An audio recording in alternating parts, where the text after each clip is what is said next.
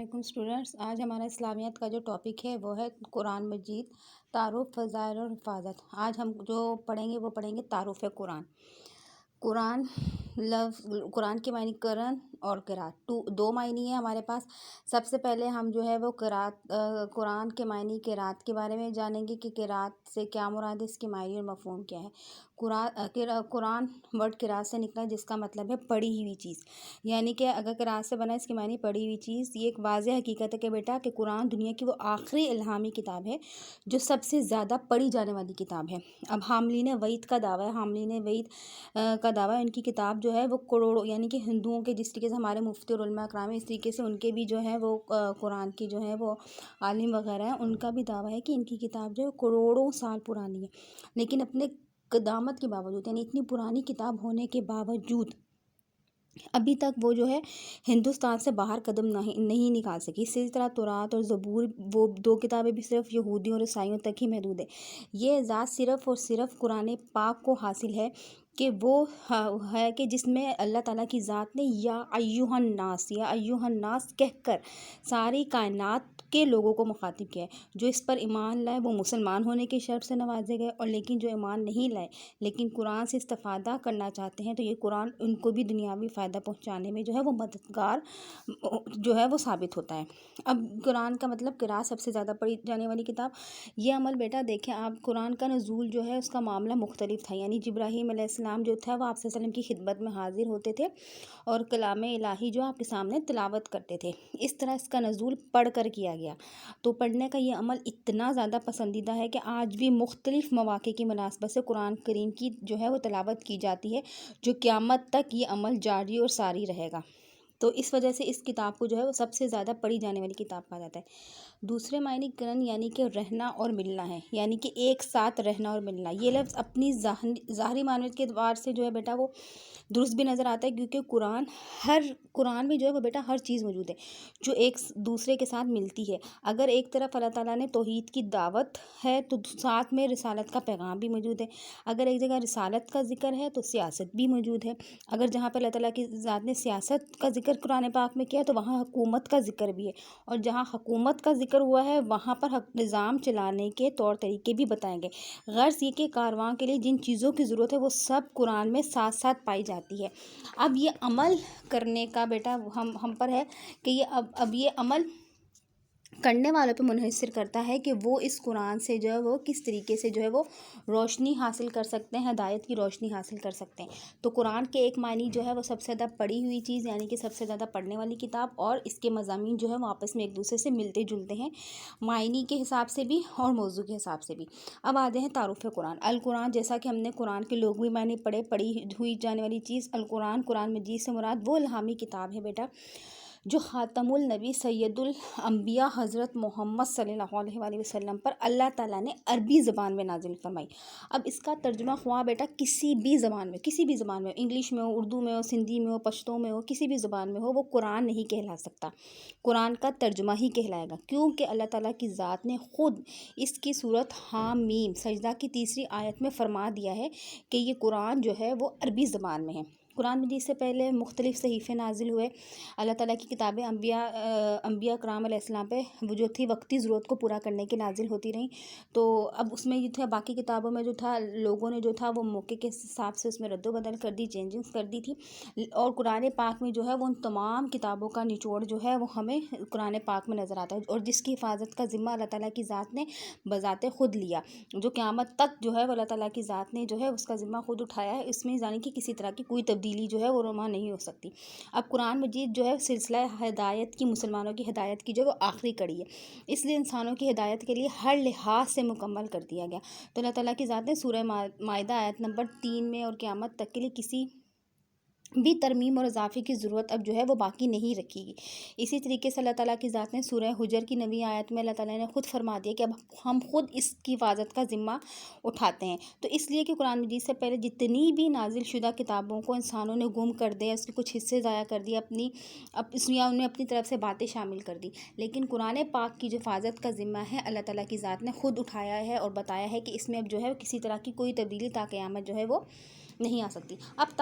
قرآن کے اندر بیٹا مختلف چیزیں آتی ہیں، آیات آتی ہیں، رکوع ہیں، صورتیں ہیں، شان نزول بتایا جاتا ہے، ربط آیات، قرآن کی تقسیم و ترتیب، تفسیر۔ تو سب سے پہلے آیات، آیت کی جمع ہے آیات، اور قرآن کا ہر ایک فقرہ جو ہے وہ بیٹا آیت کہلاتا ہے، اور ہر آیت کے آگے جو ہے وہ گول دائرہ جو ہے وہ کا نشان دیا ہوتا ہے، اور آیات کے الفاظ پر جو ہے وہ پیش، زبر، زیر، جزم اور شد وغیرہ جو ہے وہ اعراب کہلاتے ہیں۔ تو اعراب کے ذریعے جو ہے وہ الفاظ جو ہے صحیح طور پر پڑھے جا سکتے ہیں، اور قرآن پاک کی جو کل آیات ہے وہ 6667 ہے، یعنی کہ 6666 ہے۔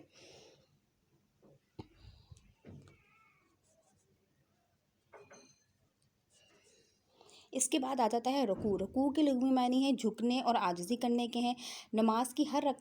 رکعت میں بآسانی کچھ قرآن پڑھنے کے لیے لمبی لمبی صورتوں کے بیٹا چھوٹے چھوٹے حصے کر دیے گئے ہیں، تو ان حصوں کو جو ہے وہ رکوع کہتے ہیں، اور ہر رکوع جو ہے وہ ایک پیراگراف کی حیثیت رکھتا ہے۔ اس میں ایک ہی خیال یا نقطہ بیان کیا گیا ہے، جو کہ جس طرح ایک مضمون میں جس طریقے سے آپ نے دیکھا مختلف پیرے اپنے اپنے نکات پیش کرتے ہیں، تو اسی طریقے سے قرآن پاک میں جو ہے وہ مختلف رکوع میں جو ہے وہ مختلف پیرے اپنے اپنے نکات پیش کرتے ہیں۔ بعض چھوٹی صورتیں ایک ہی رکوع پر مشتمل ہوتی ہیں، اور بعض صورتیں جو ہے وہ 2 سے زیادہ رکوع پر مشتمل ہوتی ہیں۔ تو قرآن پاک میں جو ٹوٹل رکوع ہیں وہ 540 ہیں، 540 رکوع ہیں ان کی ٹوٹل تعداد۔ اس کے بعد آ جاتے ہیں سورت۔ قرآن کے ایک ٹکڑے یا حصے کا نام جو ہے وہ سورت ہے، جس کا الگ اپنا ایک نام آپ صلی اللہ علیہ وسلم نے خود اپنی زندگی میں طے کر دیا تھا، اور بعض صورتوں کے ایک سے زیادہ نام ہیں، وہ بھی عہد رسالت میں ہی جو تھے وہ لکھ دیے گئے تھے۔ اب صورتوں کے نام محض ان کی پہچان کے لیے ہے، نہ کہ وہ مضمون کے اعتبار سے ہے،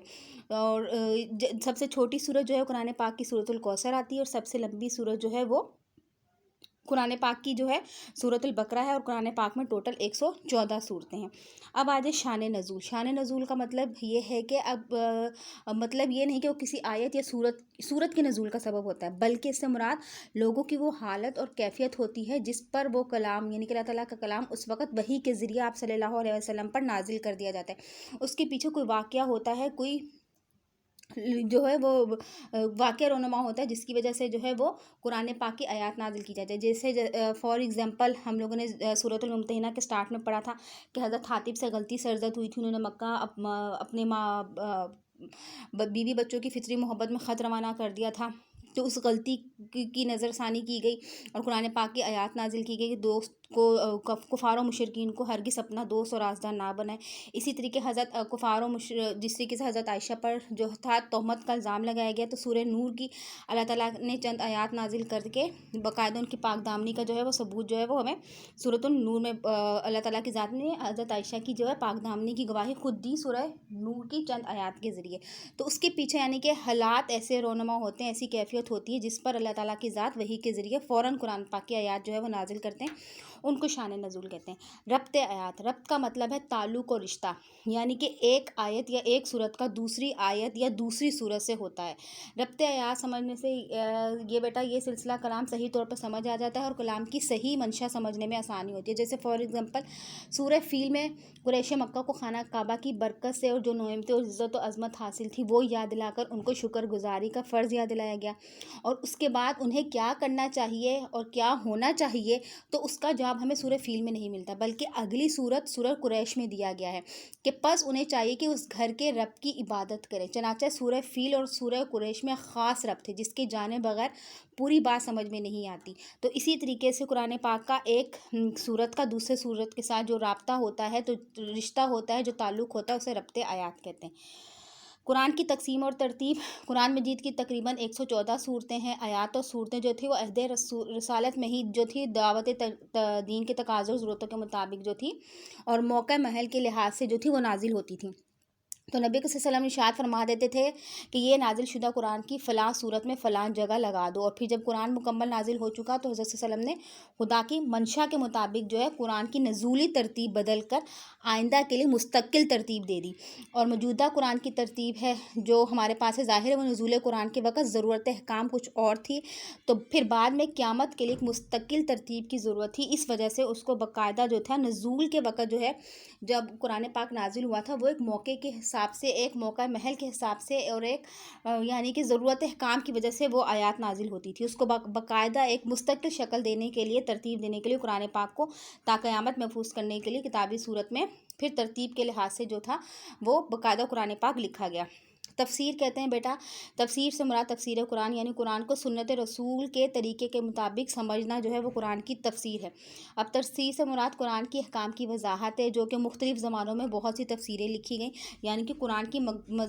جو ہے وہ ڈیٹیل اور تفسیر جو آپ صلی اللہ علیہ وآلہ وسلم نے اپنے سنت کے طریقے کے مطابق جو ہے وہ، تاکہ قرآن پاک کو سمجھنے میں، ترجمے کو اور قرآن پاک کو سمجھنے میں آسانی ہو، تو اس کی جو ہے وہ باقاعدہ